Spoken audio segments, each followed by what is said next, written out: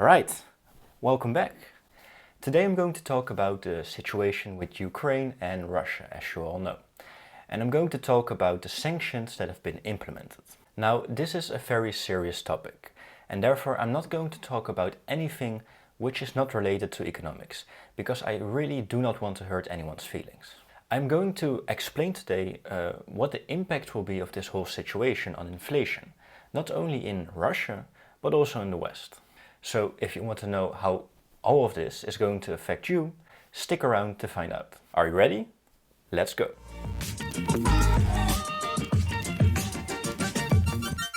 Let's begin with the most obvious part, because we know that our politicians do not want to send any troops towards Ukraine or towards Russia.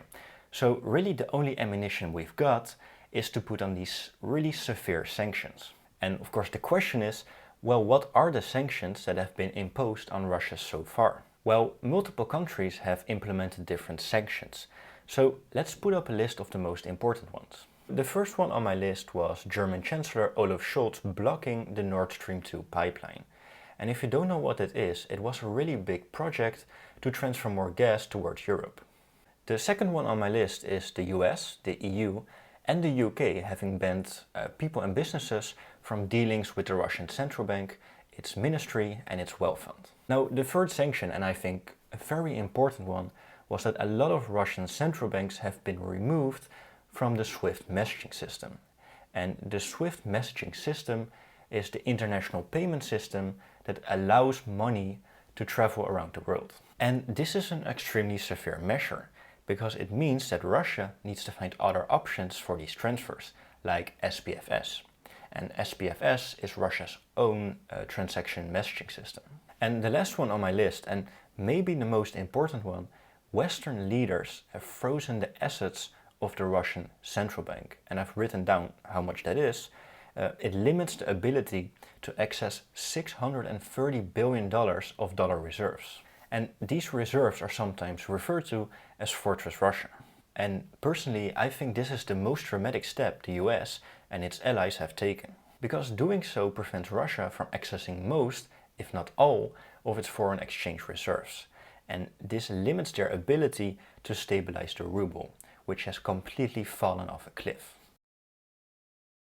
But it has also significantly increased the chance of Russia defaulting on its dollar debt, and also on other international government debt.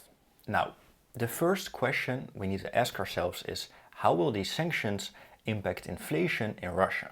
Well, first of all, inflation was already pretty high in Russia. In February it was already 9%. But it will go much higher though, because it is very likely that Russia will put on the printing presses. With the ruble falling off a cliff, we've already seen a lot of bank runs if you follow the news. And it will likely happen a lot more in the near future. Now, I've converted some numbers here.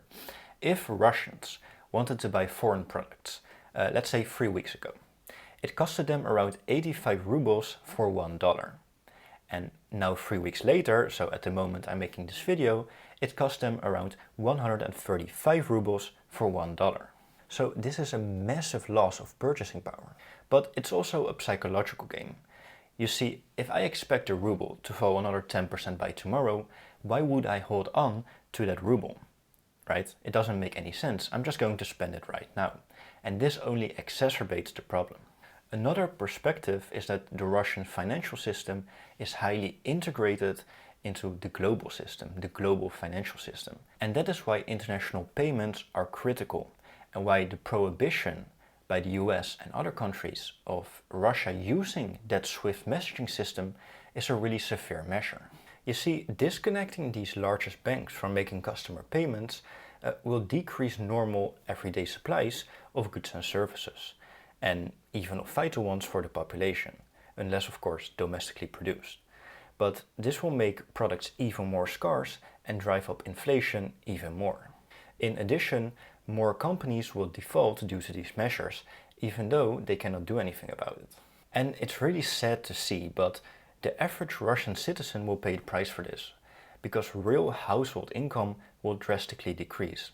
You see, on the one hand you have nominal household income, which will drastically decrease because maybe you get lower paychecks, or maybe you're losing your job because of all these defaults.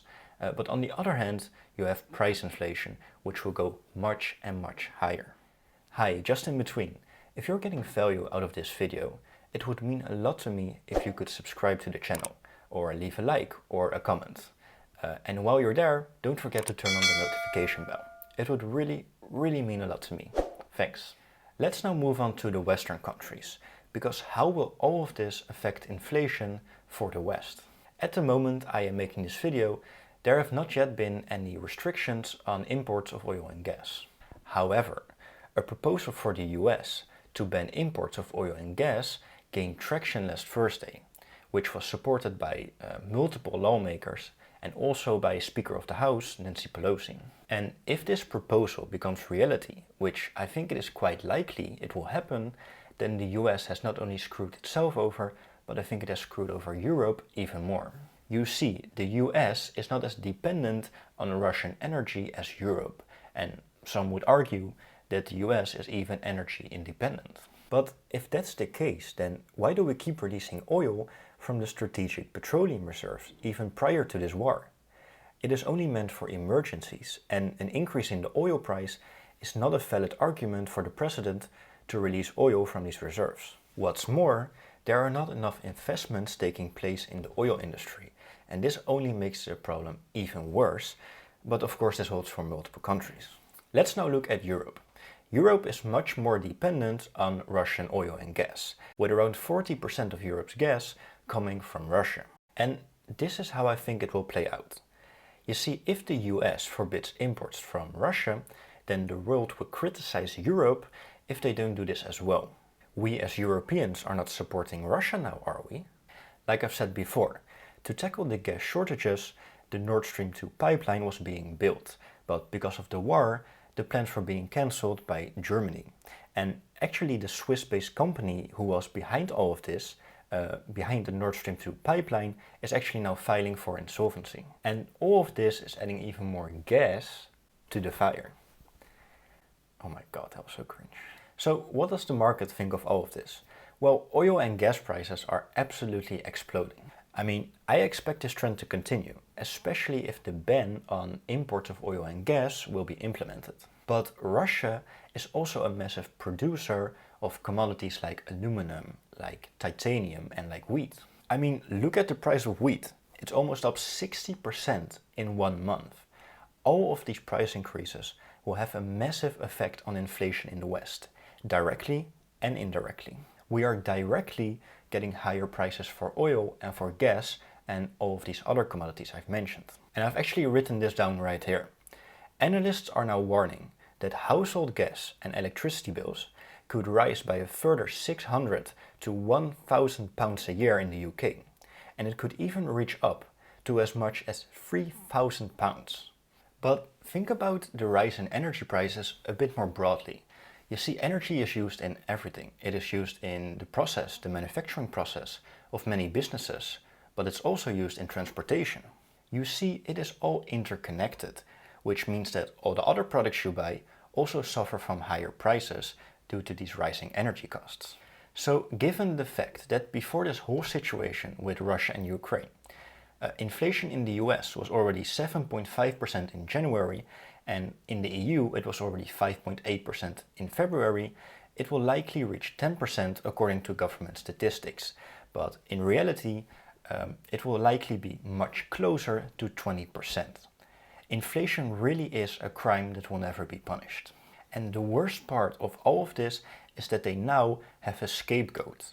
They will now blame Russia for future high inflation readings, and people will buy it. The real cause of all of this is the reckless monetary and fiscal policy by central banks all over the world. The situation with Russia and the Ukraine only gave it a boost. So, in conclusion, normal people are getting screwed over, not only in Russia, but also in the West.